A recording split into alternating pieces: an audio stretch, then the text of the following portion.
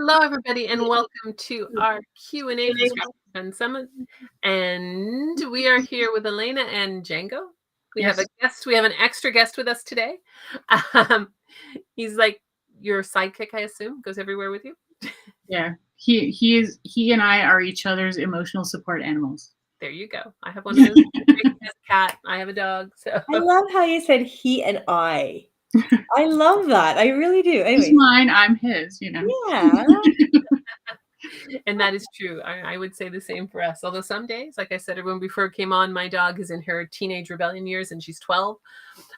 But yeah, she's like, you're not paying enough attention to me, mommy. You're paying attention to all those ladies online. Yeah. Well, that's why he's here. He hears me talking and he's like, what are you doing? Who are you talking to? Yeah. What are you doing? Excellent. Well, thank you. Thank you for joining us online in the Facebook group and here. Say hi. Say hi if you're in the Facebook group so I know that you're there. We don't always, Facebook just says Facebook user. So we don't always know who they are, but usually I'm looking at it. So we have been asking everybody, all our speakers, the same questions just so people can get to know you and what you do. So the first one is, where are you in the world? I live in Denver, Colorado. And how long have you lived there? I didn't ask that before. Oh, I have lived here 22 years. I grew up, I went to high school and college in Cleveland, Ohio. And then I lived in Chicago for 7 years. And then I moved to Denver. I was born in Minneapolis. I lived in Minneapolis till I was 14. So you know what winter's all about. Oh yeah. Oh, and Denver has a nice winter. Probably nicer than Minneapolis for the amount of snow Minneapolis gets, as we get to here. So excellent. The next question we ask everybody is, what got you into paper crafting? How did you come to this?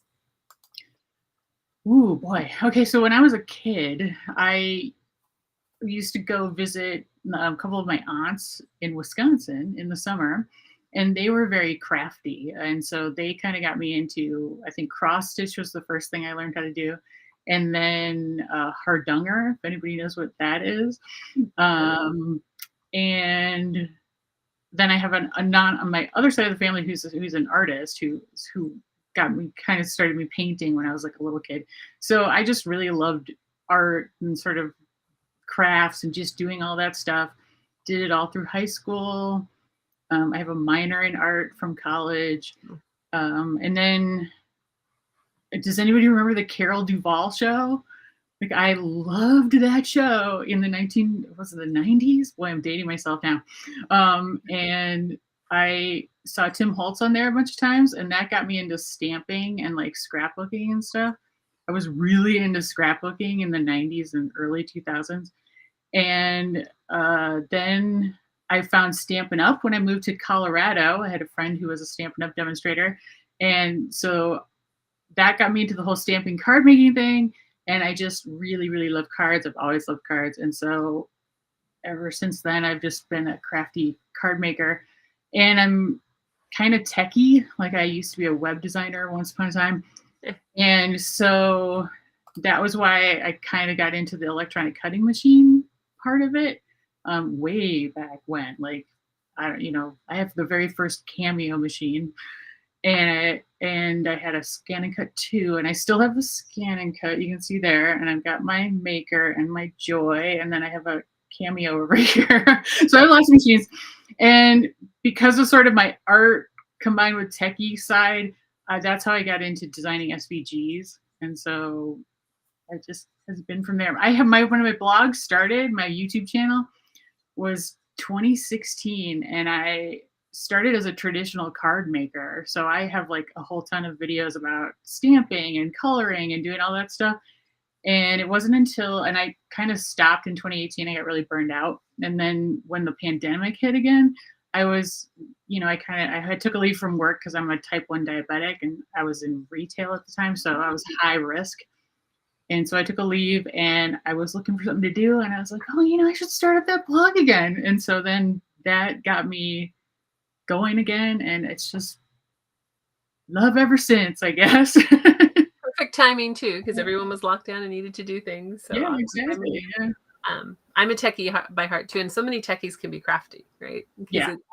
Technology. People are technology or not familiar, but it is a craft in itself, right? It's Yes, things to bring absolutely. together. And nowadays with Canva and tools like that and your SVGs and your Cricuts and that, you can be a lot more. It empowers you to do a lot of things. So that's really cool.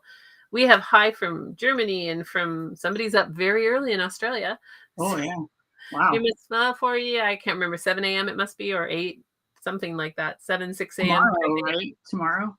Mm-hmm. Yeah, they're tomorrow. They're already. I lived in Australia, so I'm really good at that one. Oh, nice. You answered the second question, I'm sure. The third question, which is scrapbooking, card making, or both. I am basically a card maker now. Although I will confess that making this project for this summit, and I did the scrapbook page version, and that made me be like, I gotta start scrapbooking again. I was kind of like let it go, but now I'm kind of inspired. So one of the comments we had earlier, which I was going to get back to, is they said, love the card. When you showed it on the scrapbook page, it looks like it would make a cute pocket as well. Very versatile. So there you go. Yeah. I noticed that at the end because I've watched all these videos as we put it together. I thought, what a cool way to take something that's one and put it on the other and give people options to do that. So excellent. Do you have your project with you? Show them a little bit about it. Give them, if he lets you go. So here's the card by itself. And then it opens up to say aloha. The dog's all interested. And then here's the scrapbook page. He's like, I want to be in that page, Mom. So you can see, like, this is 2004, 2003. So that's how long it's been. Like, I'm so behind on my scrapbook pages. But here, like, when you open it up, it is specifically designed to hold a 4x6 photo. But That's obviously, you can resize it to whatever you want. It's an excellent idea. Or make it, turn it into a pocket card. Whatever, yeah. I think it's a great idea, whether it's like a secret picture that not everybody can see, Right. You don't tell everybody, open that up, or yeah. You could put a little like lift here or something on it if you wanted to. Yeah. It's great. It's that secret little thing. Open if you dare. Sorry. Then I'd wonder what was behind that picture if you said open if you dare. I don't know what'd be behind that. Something I would do. You would, Tracy. Someone said I want to make pages again because of the summit. That's awesome. Yeah. Awesome. There's I know there's a lot of summits on the Cricut machines and on card making, but scrapbooking, we have some passionate scrapbookers here, I will say. Some people are like, no, and some passionate card makers, which I think is really good. Those who are with us live, do you have any questions about the Cricut Joy? Obviously, that's a good one to ask her about because she likes her Cricut Joy. Hi from those on Facebook, about Cricut machines and all, about card making. What questions can we help answer? I'm a cardstock nerd. You can ask me weird questions about cardstock. What is a cardstock nerd? Yeah, go ahead. Like, I know a lot of trivia about like pounds versus GSM, and how that's decided. And I think pounds is really dumb because it's not, I think at least in the US, you think pounds like, oh, I got on the scale and I weigh X number of pounds. Well, that's not what pounds means in terms of cardstock. So I think that's really confusing. Like, pounds in terms of cardstock is like 100 pounds of cardstock weighs one thing, 100 pounds of text paper weighs something different, 100 pounds of cover stock weighs something different. So pounds isn't always equal, but GSM, on the other hand, grams per square meter, that is figured out the way you think of weight being. So, the heavier paper has a higher GSM and the lighter paper has a lower GSM, whereas that's not the case with pounds. So I'm always like, since I'm doing cards all the time, like, you have to look at really the GSM if you can find out what it is. In the US, you don't always know. So certain kind of like the design, a lot of the designs I do, like this hibiscus, for example, which is super skinny, that can be tricky to cut out on a Cricut or any one of the electronic cutting machines. But if you use like a smooth, lightweight 65-pound, 176 GSM cardstock, it'll work. But if you're trying to do like a textured paper or something a lot heavier than that, it's going to totally screw up. And I think that's where people go wrong a lot with their cutting machines, especially with paper crafts, is you're using the wrong weight of cardstock. And you can have 100-pound, like I have 100-pound cardstock place that says it's cardstock that I got from like Office Depot. That's way lighter in GSM wise, I'm sure it doesn't say, than like 100-pound cardstock I would get from like Simon Says Stamp or some, you know, specific to like scrapbooking, card making online store. So they don't carry the same standard, which is good to know too if you're buying paper like that. So yeah. And you're right, it's confusing when people ask for a certain weight or a certain type of paper. It's like, okay, what are we talking here? Right. Yeah, I understand. I used to work in the world of, believe it or not, selling copy paper, blueprint paper. Oh, sure. And then he come here and I'm like, what are you talking about? That's not 100-pound. Like, what are you, you know, and or 80-pound, whatever the cardstock. And it's like, okay, hang on, what's going on? Yeah. Well, it's true. Well, as Canadians, we live in the world of half metric and half US measurements, right? So you buy a cookbook and it's in cups, you buy gas in liters, we buy milk in liters, but we cook in cups. We live in this very confusing world. Well, that's really good. You're like, you know, I don't know, bilingual sort of in terms of, you know, measurements, whereas like I can't do metric. I wish I could. My husband. Yeah, we are somewhat bilingual, especially with temperatures. Right? Oh, yeah.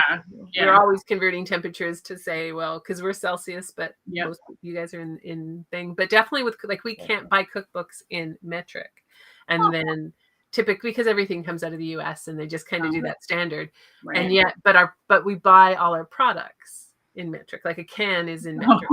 So it's like we get an American recipe that's asking for an 8-ounce can, and you're like, our cans aren't 8 ounces; they're milliliters. We have to Google what do we need here. Yeah. So we're very used to that conversion game: inches to meters, miles to kilometers. All of that is kind of, unfortunately, we're stuck in this more so than any other country, probably. Yeah, because probably. we're so connected to what you do. Yeah. Somebody asked, how do you follow her? So I put your website in the ticker, so you have her website there, and also on Elena's page today are all her social media links. So you have YouTube, Facebook, Pinterest, Instagram, and Pinterest. Yep. We have all of them there, so you can click on her page and follow her from that as well, or you can just go to her website, and I'm sure you can find them from there too. So there's lots of places to follow. We have lovely page. I'm a diehard double page 12 by 12 scrapbooker, but I dabbled the other size as well. So nice. I love the fact that you combine the two. Whoops, there we go. What GSM do you use with the Cricut Joy? Again, it depends on what you're cutting out. So like if you're cutting small, complicated designs, like really delicate with lots of like little intricate cuts, you're going to want to use like on the lighter end of cardstock for GSM. So like I say 176 to 220, but depending on how thin it is, like again, I'll pull up my this skinny hibiscus outline. I wouldn't try that with anything other than 176 GSM, honestly, on any of the machines. It doesn't matter. And then the Joy can cut out, you know, heavier cardstock, and you should use a heavy cardstock for a card base, which that would be like 300 GSM or higher, because especially if you're making like a fancy card that has a lot of layers on it, you need to have a heavyweight cardstock as the base to be able to support all those layers you're adding to it. So that, like, you know, people like to have cards stand up and, you know, display them, especially if you put a lot of effort into it. So you want to be able to do that with a heavyweight cardstock. Those, like, if you use 80-pound or less, which would be more like 260 GSM, then it can, you know, just go like this when you stand it up. Hope that makes sense. I have a question for someone who knows nothing about these machines. What is the difference between a Cricut Joy and a regular one? What's the difference between all these machines? Because I know we have a lot of newbies who are here as well, so it can help them as well. So, okay, where to begin? All right, so the Cricut has the Maker and the Maker 3, which are like the big kind of this. I've got the original Maker here. So Okay. that'll cut 12 by 12, and it cuts a lot of heavier materials. It's got like a knife blade, so you can cut, chipboard and balsa wood and things like that with those particular machines, the Maker series. And it'll cut 12 by 12 or 12 by 24, and even longer with smart materials. So things that don't require a mat, it can cut like feet. At least the Maker 3, and I think the Maker probably can too, even though it's not technically able to do that. And then the Explore series machines are same as far as like cutting 12 by 12, 12 by 24. They don't have the capacity to cut like heavier materials or like engrave things. At least there's no tips made for it in the sense. It's really more of like a paper vinyl kind of machine. I mean, it can do a lot. It can really do a lot, but just not quite as much as the Maker series. And then the Joy, which is my little guy here, which is my favorite machine. It is more of like along the lines of the Explore series where it can do paper and vinyl, but it's a lot smaller. So it can only cut on a mat. It can only go to like 4.5 inches wide. The mats go to 12 inches long. It can cut a little bit wider than that with smart materials and up to 10 feet, I think, with smart materials. But it really can do just about everything that like the Explorer series can do. And actually, there are some third-party tips and accessories available for it that really increase your ability to use it. Now, those may potentially void your warranty if you're still under warranty. They all have 1-year warranties. But like in my upcoming Joy Summit, I'm going to show how to use. There's an engraving tool that you can use with it, and it works. There's an adapter for the scoring stylus, so you can get this to score. And then there are other machines like the Scan and Cut here, which that's the only machine on the market that has a built-in scanner. So you can actually you could hand draw something, stick it on the mat, and then run it through the machine, and the machine will scan what you've drawn and turn it into a cut file for you. Now it's, there's a little tweaking you got to do there. But the really cool thing is for stampers, you can stamp out like all the images you want, color them, do everything you want with it. And then you can scan the completed sheet into that machine, and you can add a little border to it, and it'll automatically cut them all out for you. So you don't need dies anymore, which is awesome. That's the real reason I got that originally, but it does everything the Maker does too, in addition to the scanner. It's a different manufacturer, is that it? Or so Cricut versus Brother makes that. And then the Silhouette Cameo is probably in between. Like it doesn't have a scanner. It's really closer to the Maker. It's just made by Silhouette as opposed to Cricut. It has like the knife blade and all the other things. It has like the heaviest duty carriage on the market. So it has capacity to do even more in terms of cutting thicker materials. They don't really use that right now. Maybe someday they will. I don't know. That's good. Excellent question. Excellent answer, actually, because that's going to help people who might be thinking of buying a machine. And we have someone who just bought one and has a question for you. I'm breaking out a new Joy today. What file download should I use? What file? So like what type of file? You would use SVGs with the Joy. I mean, you have to, and the Joy doesn't have any machine buttons on it. So you have to use it with Cricut Design Space, and you have to like tell it to start cutting through Cricut Design Space. And so you can either use the projects that are built into Cricut Design Space, or you can upload SVGs, which is what we did in like my project. I'm sure anybody else's Cricut project. Well, you have your card design as your freebie, so you can use her freebie and sign up and do it from there too as well. Yep. You can use that. Someone said, oh, wow, I didn't know that. So you've given them something they didn't know. And someone said they loved their scan. I didn't see an SUV. So I'm not sure about this. I didn't see an SUV when I downloaded your project. Okay, so here's something that can happen. It's a zip folder, so there should be 5 file types in the zip folder. And if you don't have a program on your computer that can automatically open SVGs, which most people don't, like that, so that's usually something like Inkscape or Illustrator. Your machine, your computer, especially if you have a Windows machine, is going to turn it into what looks like a Microsoft Edge file or a web page. So if you have anything that's saying like Microsoft Edge or web page, or on Mac, it can look like it's got an image icon, so IMG. That's the SVG. Can you save it from the zip file as an SVG? SVG, or it just won't save if you don't have it? No, you can save it. You just, it's really all it is, even though it's saying, oh, it's a Microsoft Edge file, it really isn't. It's basically like your computer is saying, the only thing I can think of to open this type of file with is Microsoft Edge, so we're just going to say it's that, but it's still an SVG. Well, thank you, because I might get emails about this. So yeah. That's a really common problem. Mm-hmm. And yes, I remember when I used to do SVGs a long time ago, I would get that. Is your freebie only for Design Space?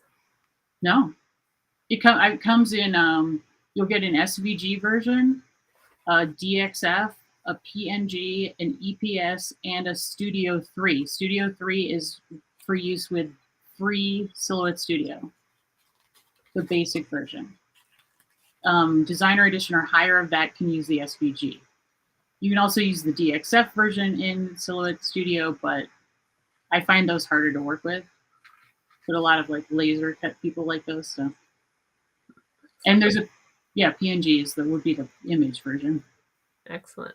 Love your card. Could you give some suggestions on where to get good cardstock to use with the Cricut?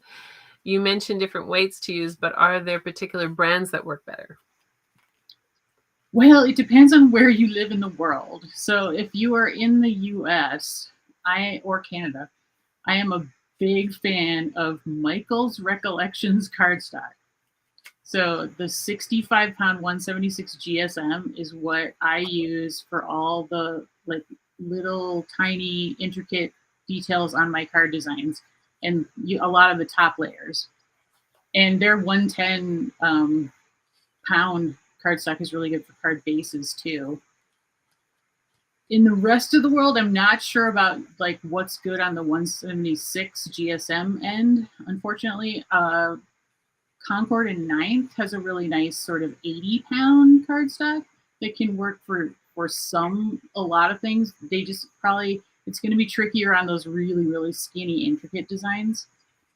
Simon & Says Stamp has a great heavyweight cardstock, and I love Gina K cardstock for the heavy end of cardstock. They have great colors and lots of choices.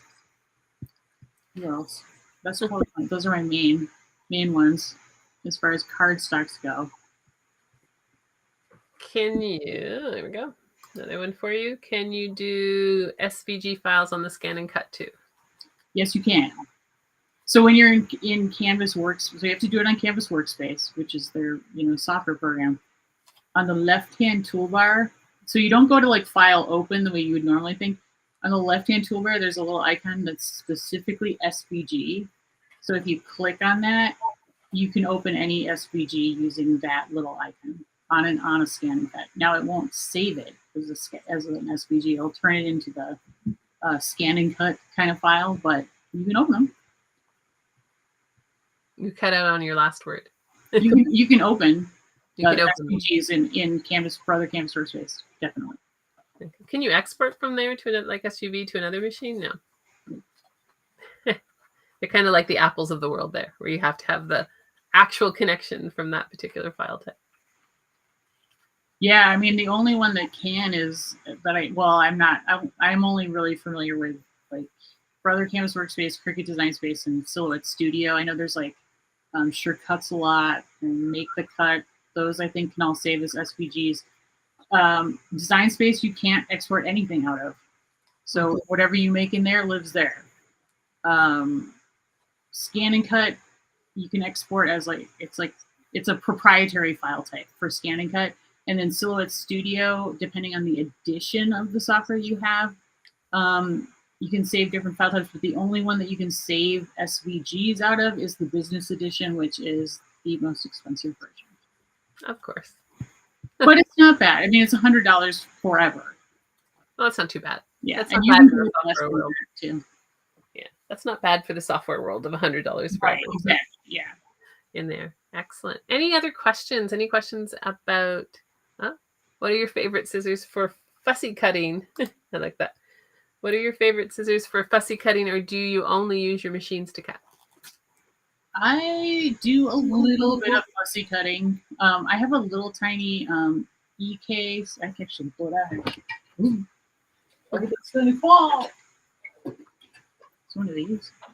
They don't make these. They don't look like this anymore. This is a really old one. They're kind of, I think they're gray now, but you know, it's like a little tiny scissors. Tim Holtz has a really nice tiny scissors, and I highly endorse having a Teflon coated like non-stick scissors, especially if you do anything with like double-sided adhesive on the back or anything.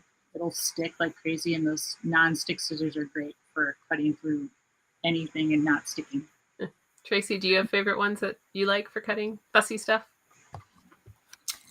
Again, I know, like you're saying, the EK Success scissors are great because and so many of my clients use those.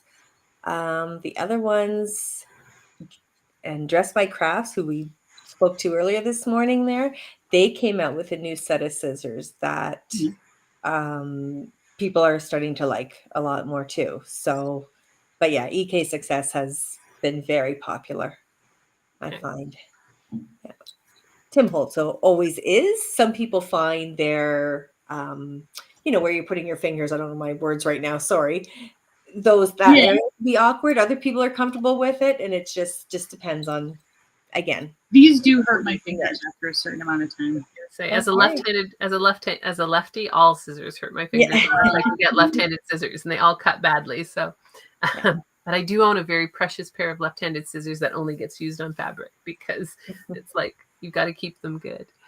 I have InView from Pazales that deals with SUV files, but I'm using a Windows computer. Do you know how I can get the Hibiscus file to open there?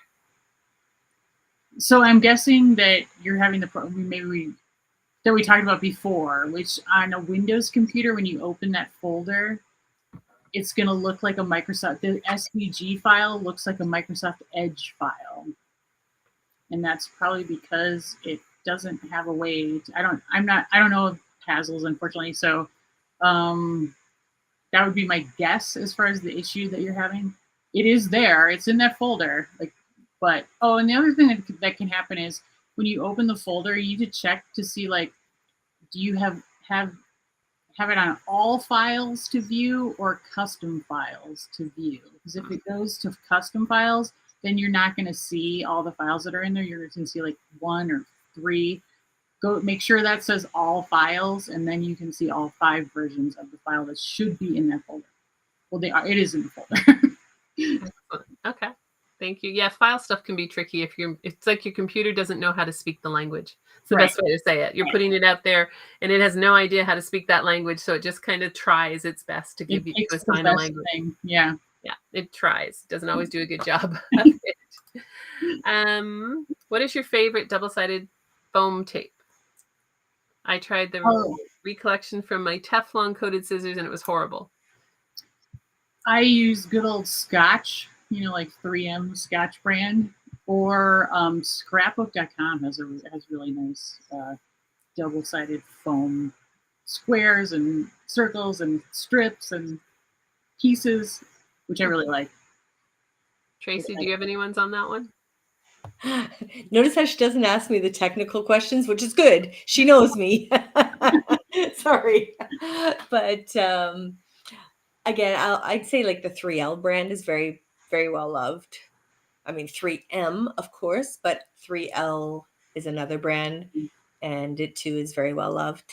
Yeah, that would be the one I'd stick with. And don't buy it at the craft store. Buy it at like Target or the hardware store because it's way cheaper.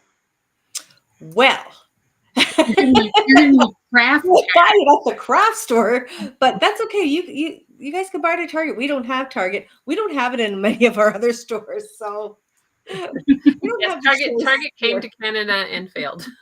Oh, Target had a very you know short. what I mean? Like, doesn't really Target, but like Walmart probably has. I don't know. We do Yeah, still have Whatever your Walmart. version of that is. Yeah, but they don't stock it here. So no, it's not big. That is one of the, yeah, that's one of the, you always have more things in the US than anywhere else in the world. So Of yeah, course, yeah. we hear this, it's like, oh, we can't get that. Or yeah, it would be get that. But yeah, no, Target tried, didn't do well, which is interesting, but yes. On our video today, your instructions were so clear and easy to follow. I'm hoping I can do this. I have a new Cricut. When is your Joy Summit? My Joy Summit is July 13th through the 16th. Registration for it will open June 29th. You can go to createwithcricketjoy.com and sign up for the wait list right now if you want. Excellent. And if you get on my email list, which you can do by downloading like the bonus from today, I'll be sending out lots of info about it. So we have success. Okay, so somebody said the file came through as a Microsoft HTML, which would be your Edge thing. That's probably But then they said, yep. Success after I extracted the files, I was able to open the files and maybe Yeah. So it's just that Microsoft doesn't speak SVG language, Right. Unless you have an app in there to translate. You've got some like I've got Illustrator or Inkscape, and so that'll open them. But otherwise, nobody knows how to do that. Nobody knows. It's just a regular Microsoft. SVGs are quite a techie thing, really. From the time, I remember reworking them years ago when I had my logos done, long time ago. Whoops. Any other questions? Anything that you want to know about the Cricut machine, about crafting, about he left? Did he leave or he just lie down? No, he's here. He's just his head is slowly. There he is. He's falling asleep. Mine's too big to sit on my lap. Tracy's cat could. Mine, she tries to be a lap dog, but not very good at it. If you're on a couch, yes, but not on a chair. She's like, no. Thank you so much for being part of this and for giving your card and doing that. Thank you for having me. It's been so much fun, and you're doing one of these, so you know how much fun and work and commitment it is, but it's a great community of people, so it is awesome. And for those who want, we have one more live today with Cindy. I was going to say Cindy, but I didn't want to get it wrong. Yes. Cindy, and then we have 5 tomorrow. So we're doing 5 tomorrow with the Q&As from people, starting with Alka at... Oh, sorry. You want me to pay? Sorry, I'm in dream world now. Sorry. We're hitting the midpoint past the midpoint of what are we doing? Who's where? So we have Minnie tomorrow. I'm sorry. I just see a thing over here on the side where somebody's asking, how do you get over the intimidation factor with Cricut? There's no easy answer for that, but give yourself permission to play. So maybe buy some inexpensive materials, or get some Dollar Tree vinyl or cheap cardstock somewhere and just try different things. Every machine is different, even the ones that are in the same series of machines. There's always quirks to each different machine, and you kind of have to learn your machine. And the only way to do that is to experiment and just try cutting things and have fun with it, and you are going to mess up. It is going to happen. You're going to have stuff that is utterly destroyed. It happens to me every day. That's okay. That's normal. Just have fun and just think of it as an adventure, I guess. That has been a theme that's come up in a number of our conversations with people, is just let go of perfectionism. Be the 6-year-old again. Tracy, I know, says that. Just be the 6-year-old again. Yeah. And just have fun. And, a 6-year-old's just going to go at it and see what happens and probably and 6-year-old today's are techie, so they can do it. Sorry. Making mistakes and failing is really the best way to learn. Mm-hmm. So rather than looking at it as a bad thing, I have over the years, it's taken many, many years to try to get where it's like, no, this is actually a good thing for me to, screw up, because then I can learn what not to do, which is just as important as what to do. Absolutely. And there's no failure anyways. It's just a lesson learned. And maybe you're going to create something that's completely different than what you thought. So you never know that too. Yeah. And who knows, ladies, maybe I'll try a Cricut. I was going to say, suck Tracy in. Who knows? As a techie at heart, it sounds like a fun thing to play with, right? To be on there and do the graphics and doing that. I'm not a paper crafter, but I love Canva, which is a place where I get to play and create and do that stuff. And it lets you do so many things. So it's excellent. You're welcome, Mom Full of Love. She's learned so much. Love my Cricut. I didn't know what they were before I started this. So there you go. I've learned something too. They're very popular, but it's interesting because we definitely have card makers and scrapbookers, and we have avid scrapbookers and avid card makers. And we were talking on the crop about if you love to make cards, making cards for others, like making cards for people in retirement homes so they can send them to their kids, not to give to the person, but to give it to the person to be able to send out to their kids and their grandchildren because they can't get out to buy them. So, having that and spreading it, and people have been talking about putting notes in so that the card can be sent to somebody to send to someone else, because they are works of art and you don't want to just have them one and done. It's true. You can use a Post-it note on the inside and just write your message with that, and then they can just pull it out and reuse the card. We were talking about that too. And somebody had Post-it notes, and I can't remember what it said on there, but they had Post-it notes already with a verse on it. It said something like, feel free to give this card, or it's like it's handmade or whatever, but please feel free to pass it on.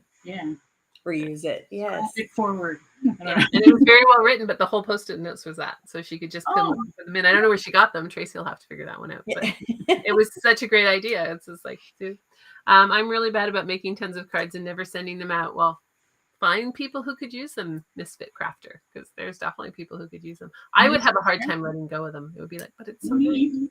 I know Misfit Crafter. She's one of my speakers for my Joy Summit. Oh, there you go. Excellent. It's good to find all these different people online. It's such a cool community. So thank you so much for being here with us. We really appreciate it. Thank you for having me. Thank you for participating in our summit. It's been a lot of fun. And had good luck with yours. Thank you. I hope everyone appreciates how much work these two ladies have put in, because it's a lot of work. A lot. It is a lot of work, but it's, we've said this before. Neither of us have actually said, no, we'll never do this again. I mean, I did my very first summit, because I do summits in the business world. I teach people in the business world and other ones. And I wanted to do a summit that was outside business. That's how I approached Tracy. I wanted to do something, taking what I know and applying it to something else.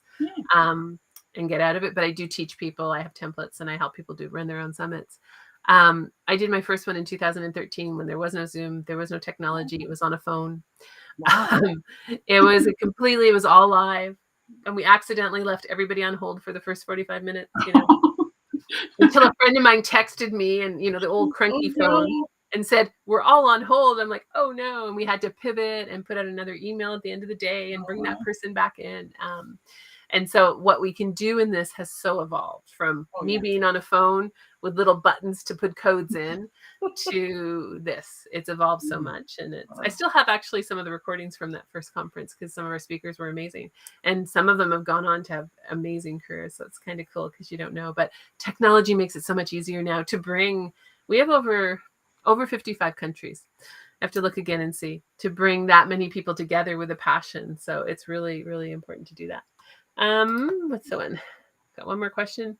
Do you know how much some of the products you have costs? Which products are you referring to? Probably the machines they're asking, I'm guessing. Because we're talking about the different machines. Machines are not cheap. Like the Joy is the least expensive machine on the market.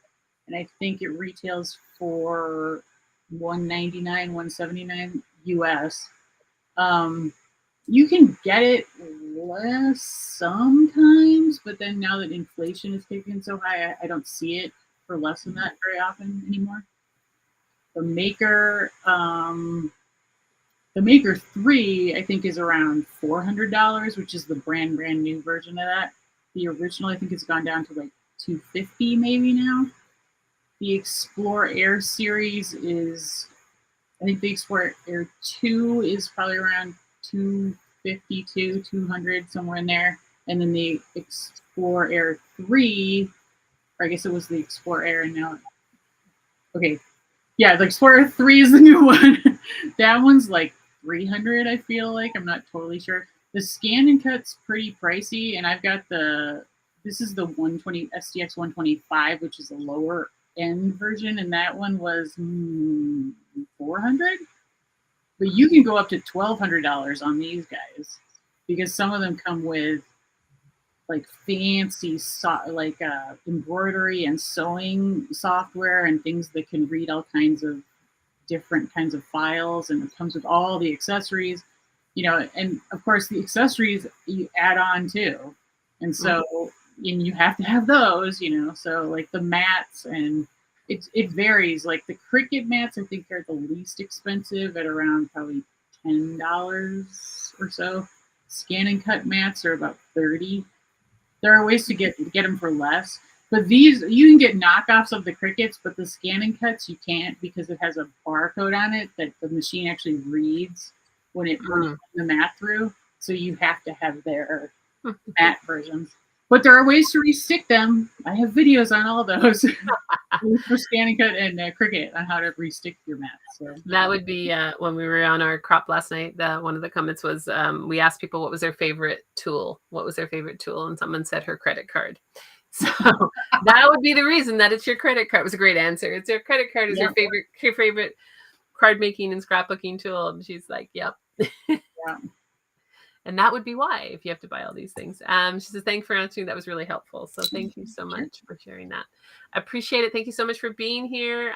We have one more live today, and we're excited. And thanks. It's been a great experience meeting people and talking to all these wonderful crafters. So thank you. Thanks, everybody.